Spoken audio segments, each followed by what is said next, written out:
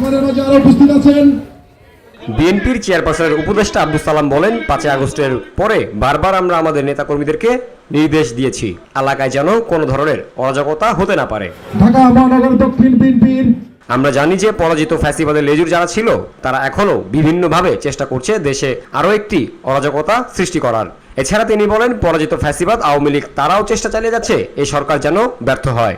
আমরা সবাই আল্লাহর কাছে দোয়া করব যে গত 17টা বছর আমাদের কষ্টের মধ্যে কেটেছে, এই বছরে রমজান যাতে ভালোভাবে কাটে, রমজানের পরে ঈদ যাতে আমরা সবাই আনন্দের সাথে করতে পারি এবং এর পরবর্তী পর্যায়ে যত দ্রুত এই দেশে একটা নির্বাচন হয়, নির্বাচনের মধ্য দিয়ে নির্বাচিত সরকার আসলে যাতে আমাদের দেশে শান্তি ফিরে আসে, আমরা এটার জন্যই ইফতারের পরে আমরা দোয়া করব আল্লাহর দরবারে।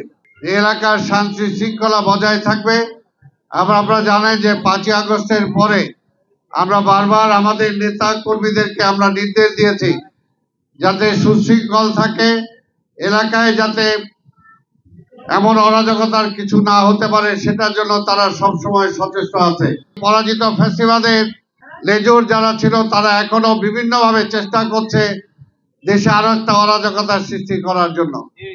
যে পরাজিত আওয়ামী লীগ তারাও চেষ্টা করে যাচ্ছে যাতে এই সরকার ব্যর্থ হয়, যাতে আগামীতে আরেকটা নির্বাচিত সরকার না আসতে পারে।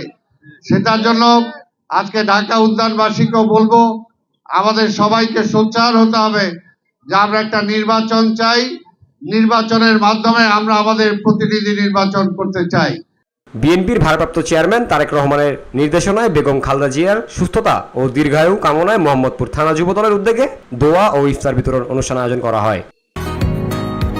বসুন্ধরা, উত্তরা, বনশ্রী, কুড়িল ও বাড্ডা সহ রাজধানীর বিভিন্ন স্থানে অভিজাত ও অত্যাধুনিক মানের ফ্ল্যাট কেনার এক নির্ভরযোগ্য প্রতিষ্ঠান প্লেজেন্ট প্রপার্টিজ লিমিটেড।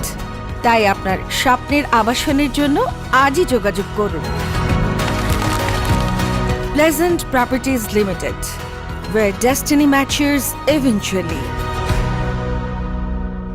সে সময় মোহাম্মদ শুকুর আল আমিনের সভাপতিত্বে দোয়া ও ইফতার বিতরণ অনুষ্ঠানে অংশ নেয় হাজী মোহাম্মদ ইউসুফ, হাজী মোহাম্মদ নাসির উদ্দিন নাসির সহ বিএনপির যুবদলের নেতাকর্মী বৃন্দরা। ঐক্যবদ্ধভাবে এলাকার শান্তি শৃঙ্খলা ধরে রাখতে হবে। জামিল হোসেন জিতু, বিডি বাংলা, ঢাকা।